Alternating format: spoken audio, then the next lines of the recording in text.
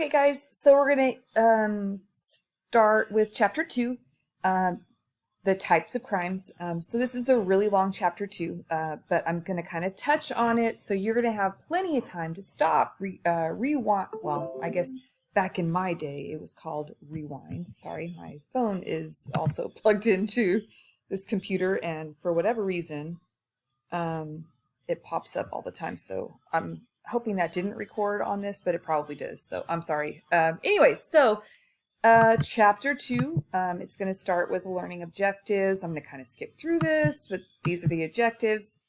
So, first and foremost, is it important to measure crime? And if you answer that question for yourself, you have to, I guess, ask the next question, which is why? Why is it important for us, for anyone, to know how much crime is taking place? It's obviously very important to know what kind of crime is taking place, how much of it, where. There's about 1 million different things that you can think of that would be impacted by criminal behavior.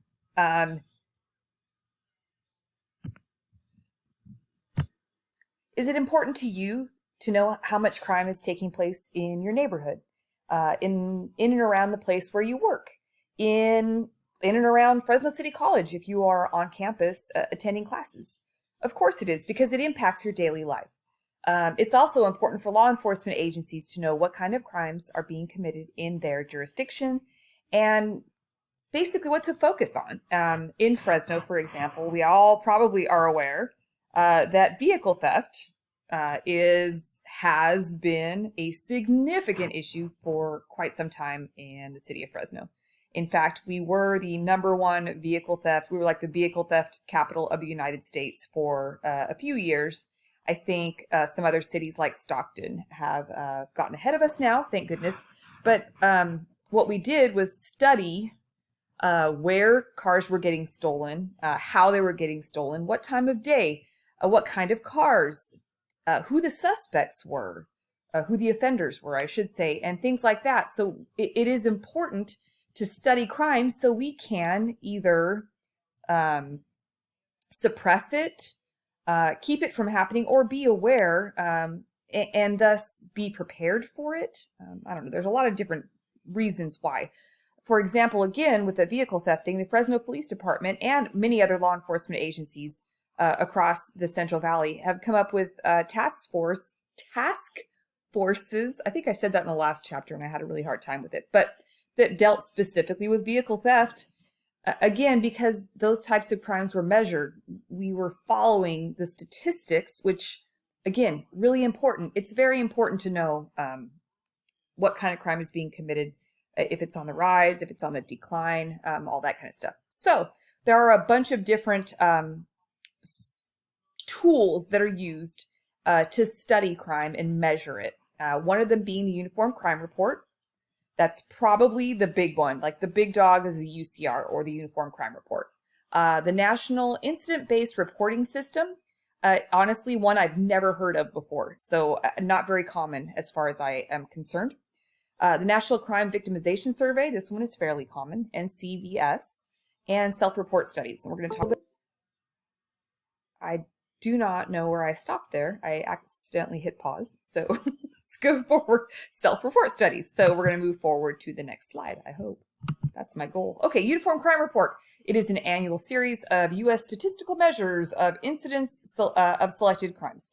So ultimately, every crime that is committed in the United States that is solved, let me back up, reported and solved,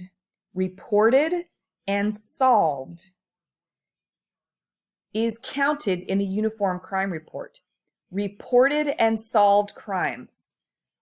Big issue with that, right? What percentage of crimes do we think are really reported in the United States? We don't know. What are some reasons why people might not report crimes? The numbers are the number of reasons people might not report crimes are just countless. Some of you might have had something stolen from you, and you might have chosen not to report it because it wasn't worth reporting it. The hassle of reporting it wasn't worth it. Some people don't report crime because they're involved in criminal behavior themselves. Some of them won't report crime because they don't trust the police. Some of them don't report crime because they fear retaliation.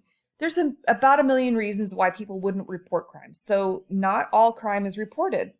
That's first and foremost. Secondly, like I said, not only does a crime have to be reported, but it has to be solved, meaning there has to be someone has to be arrested and convicted in order for the crime to be counted in a uniform crime report.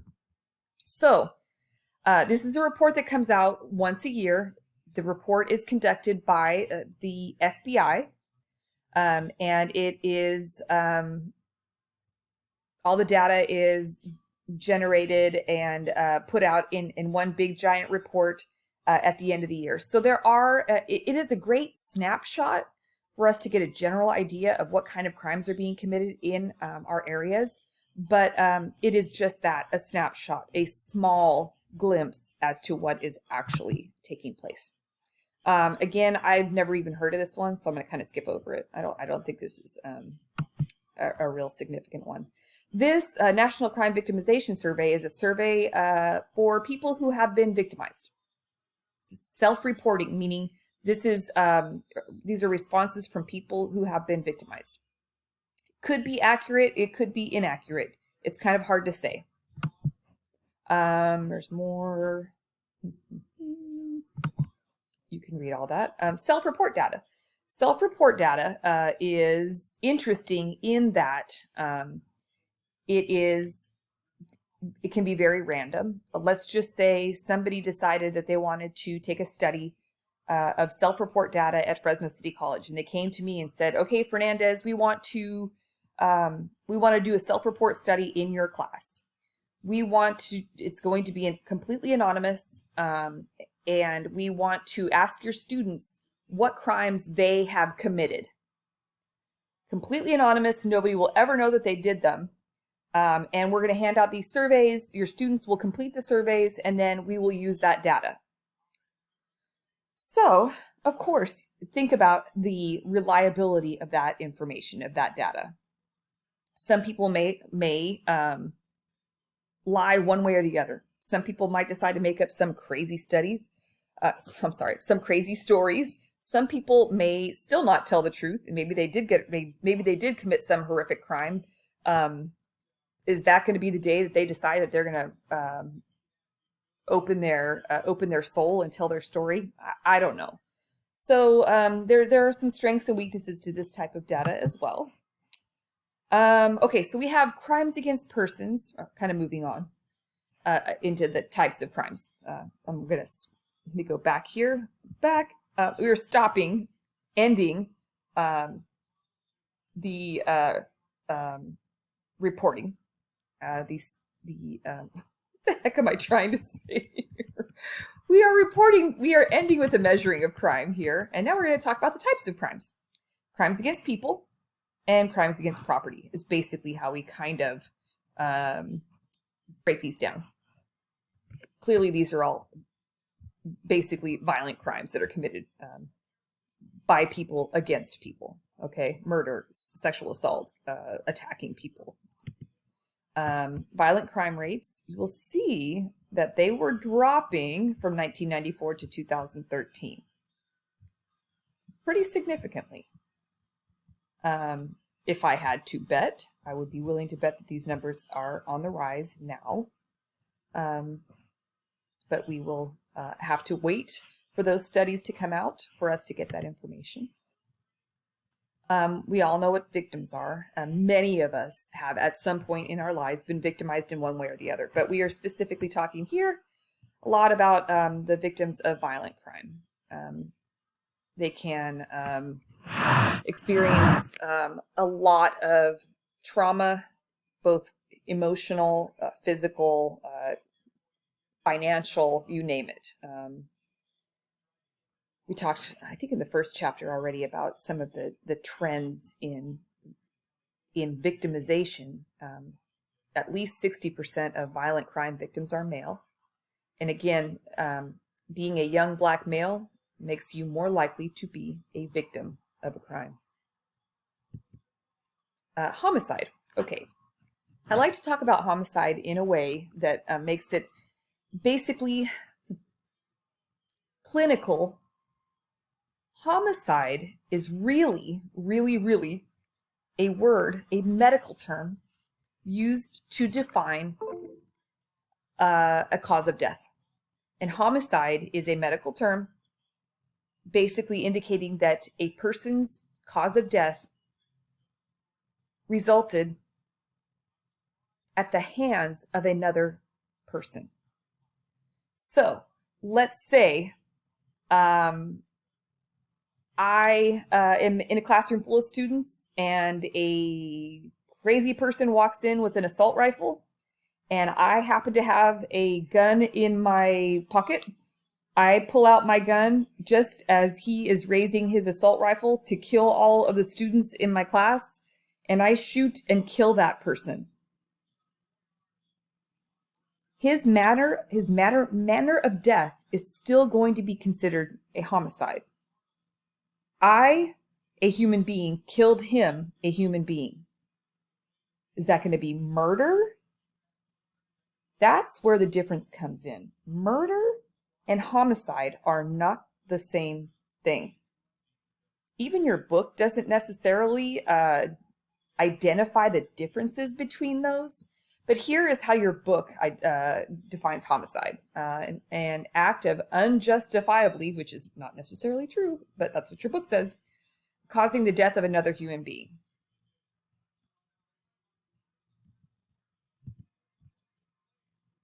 This really should say murder. Types of murder. It says types of homicide. This should say murder too. Also, I did not make these slides. McGraw-Hill did. All of this should say murder, not homicide. There are different types of murders. Serial murder, mass murder, spree murder. So just consider the different types of, let's say the guy who was in Las Vegas, gosh, I think it was 4 years ago, and he was in a hotel room, pulled out his assault rifle and just mowed down a whole bunch of people at I think it was at a country concert. Think the mass shootings at schools that have taken place. You've also got serial killers who people like Ted Bundy who kill people over different periods of time. So there's a lot of different types of murder. John Wayne Gacy. I read a book about this guy. Very interesting and sick. Assault and battery. Battery is basically any kind of unlawful touching. Assault, you don't even need to touch someone. Very interesting. But here are some definitions for you. Sexual violence. Sexual violence is very, there's a huge range of sexual violence, which can go from just over the clothes, touching someone's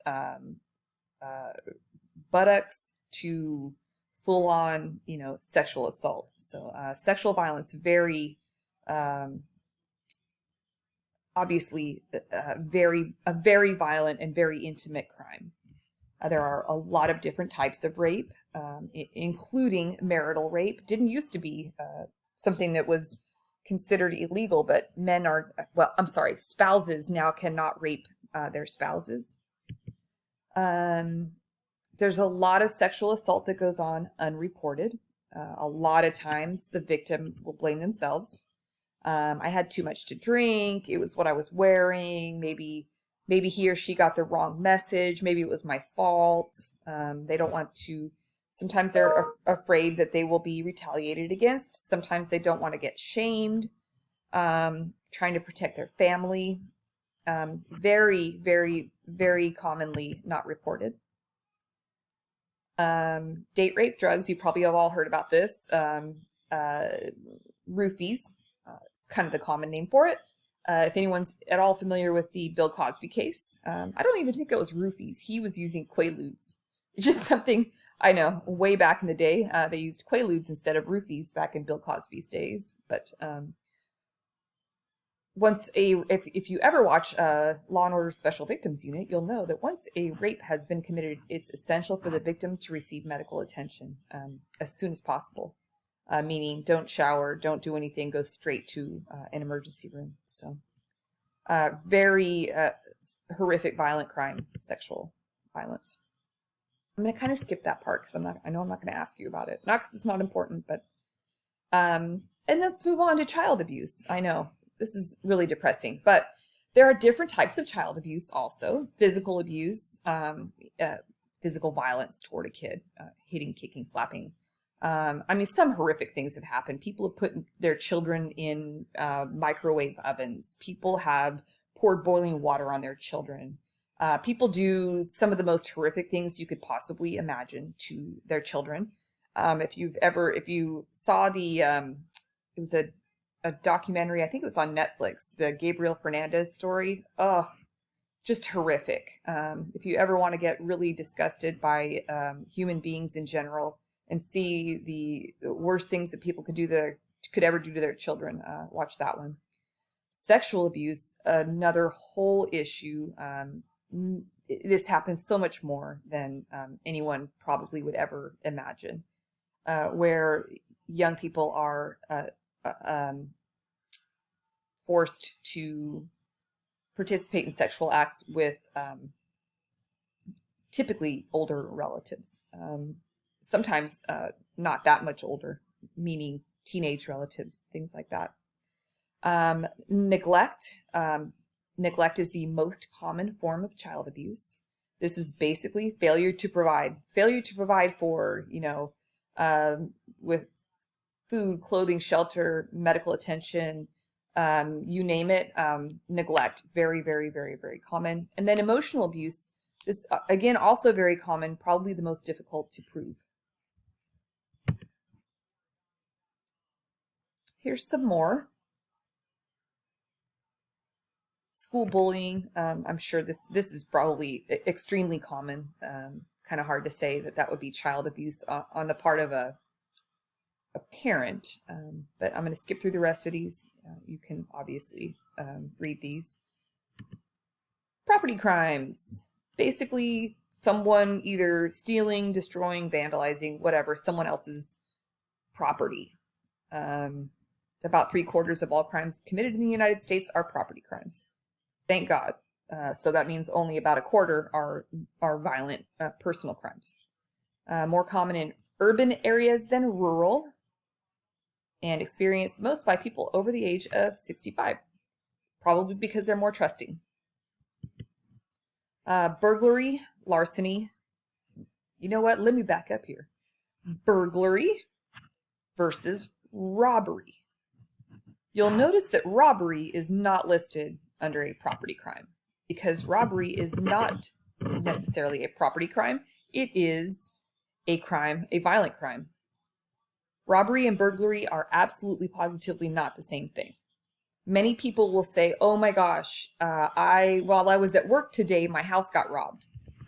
Yeah, that's not a robbery. That's a burglary. Unless somebody was home and confronted. If you are the victim of a robbery, something has been taken from you by force or fear. Does not have to be armed. It can be. But something is taken from you by force or fear. Meaning it was physically taken from you, or someone said, I'm going to kill your mom if you don't give me your iPhone. Something like that. That's just an example. But robbery is a violent crime. It is a crime against a person. Burglary is not a violent crime because because it's not a burglary if something was taken violently. Burglary is when someone breaks into your house, breaks into your car, and you're not there. Larceny, typically kind of a less serious type of theft. Motor vehicle theft, stealing a car. There's some pictures of someone stealing a car. White collar crime, typically someone stealing large amounts of money through public trust. These are going to be bankers, people who work in maybe stocks, people who are managing your money, the corporate type. They do healthcare fraud, corporate fraud, money laundering, and they typically are going to do this by way of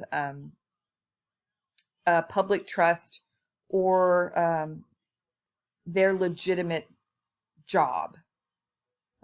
So white collar crime, very small percentage is brought to attention of law enforcement.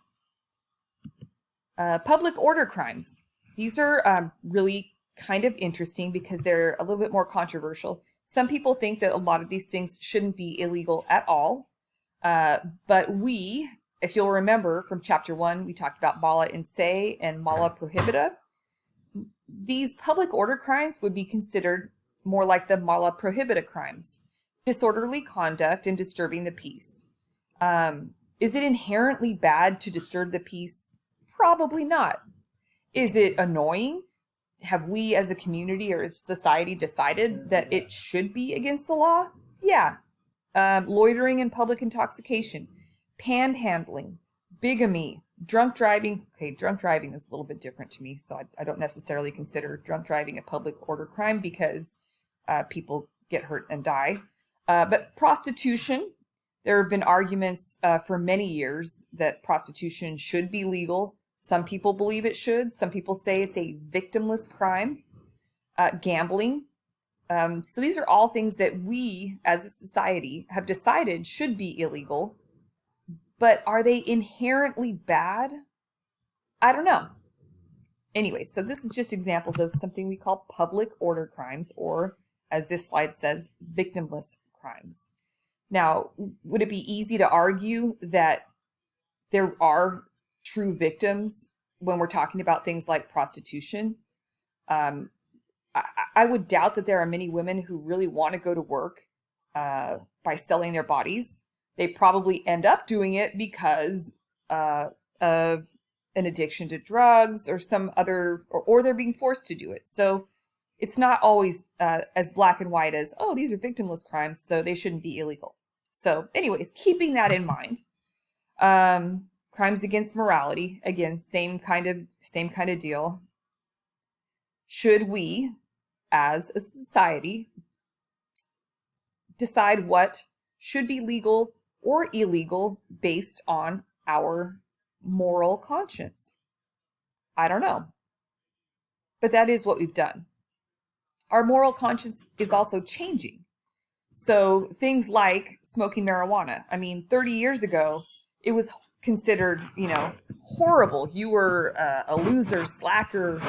Nobody would do that. Nobody would ever consider it was awful, awful, awful. And now it's legal. And, a lot of people, probably respectable people,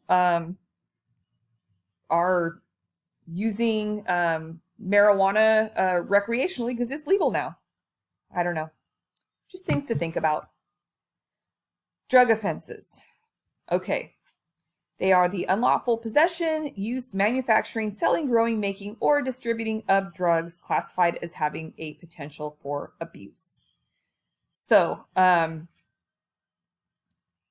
we have been in this war on drugs for many, many, many years. We've clearly not won the war against drugs. It would seem that every, 10 years or so, there's some kind of new horrific drug that comes up and causes complete chaos in our community. Most recently, clearly fentanyl has been the drug that has been taking over in our area, and lots of overdoses, young people specifically, but a lot of people dying. It seems like every generation we have something new like this.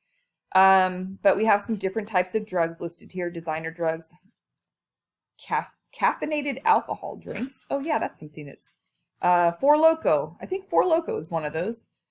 Use of powdered alcohol that can be mixed with water. That's really interesting when you work on a high school campus, which I used to do. But here's some common types of abused drugs listed as stimulants, depressants, opioids, hallucinogens, marijuana, and then performance-enhancing drugs. So you got, for stimulants, cocaine, crack, meth, benzos, and some other random things that are not very common. Depressants, typically when you're talking about depressants, you're going to be normally using things like barbiturates, alcohol, of course, big one. I think Xanax is typically in here too. Xanax is the one I think that most people are getting that's laced with fentanyl right now. Opioids are your heroin, morphine, codeine, and fentanyl. There it is. Oh. Hallucinogens, marijuana. Anyways, yes, there used to be cocaine in toothache drops for children when they were for babies. What year? Does it say what year that is? I can't see it. It was a long time ago. Substance abuse. Is it a disease? I don't know. Do criminal offenders typically use drugs? And the answer to that is yes. Are our drug laws fair? The answer to that question, I would say, is no. In the United States, early in the 90s, when crack cocaine was the thing, punishment for using crack cocaine was significantly more, you would go to prison longer for having crack cocaine than you would if you possessed powdered cocaine. So who possessed crack cocaine? Who possessed powdered cocaine? Poor people had crack cocaine. Typically, it's going to be a poor African-American person who was going to be possessing crack cocaine, and powdered cocaine was going to be a rich white person. There were some serious problems with that.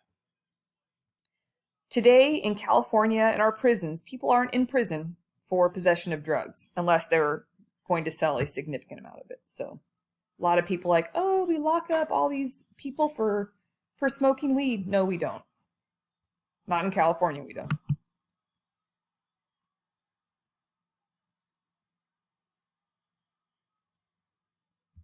Yeah, women are not in prison now in California for nonviolent drug offenses. This number is going to be 0 in California.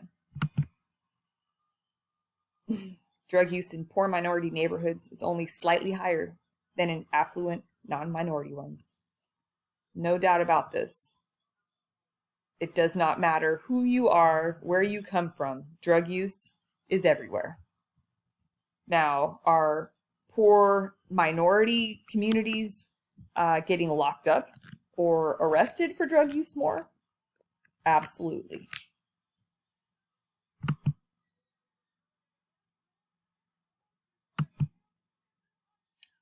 Political crimes, violent or nonviolent acts that society perceives as a threat to a government survival. Whew. This goes to the next level right now. Yeah, we've been having some really crazy things happening in the United States over the past, gosh, I don't even know, years. Terrorism? Yes. Treason? Probably. Immigration law violations? Yeah. Unlawful demonstrations? Definitely. Whew. Yeah, it's been rough. Consider all this stuff. Yeah. Immigration law. Our immigration laws have changed. They continue to change. We do have a lot. There could be a lot of change to our immigration system to make it better. A lot. Yeah. A lot. These poor customs agents. I wouldn't want their jobs. U.S. immigration policy has become a divisive political issue. And things changed in our country drastically after September 11th of 2001. Drastically. COVID-19 has also kind kind of slowed down the numbers for immigration. So yeah, it is a very hot button topic right now. Day laborers, a lot of people are just coming into our country to get work, which is very sad. It's sad that it's so hard for them to find a legal way to get here, because a lot of them really truly do want to work. Now, are there some bad ones too? Yeah, but organized crime. Organized crime. If you haven't watched The Sopranos, you should. Go to HBO. I think it's still available there. But some of the things that they are known for: gambling, prostitution, auto theft, and drug trafficking. These types of criminal activities still occur. A lot of people would say that gang activity is definitely a part of organized crime. Most gangs aren't quite as organized as what we would consider like mafia type of organized crime. But organized crime still does exist. Stalking. This did not used to be a crime. Like when I was back in my day, I sound like a 90-year-old woman, but stalking didn't used to be illegal, but it is now, after unfortunately some people were killed, but willfully, maliciously, and repeatedly following or harassing another person. And typically, but yeah, the sad part is that typically there has to be a credible threat in order for someone to actually be arrested for stalking. So this is a crime dominated by men. Most stalkers eventually assault the targeted individual. If you have not seen You, perfect example. That's the show on, I don't know what that's on, Netflix? I don't know. But You, perfect example of stalking. Gender differences between stalking victims. Sorry, guys.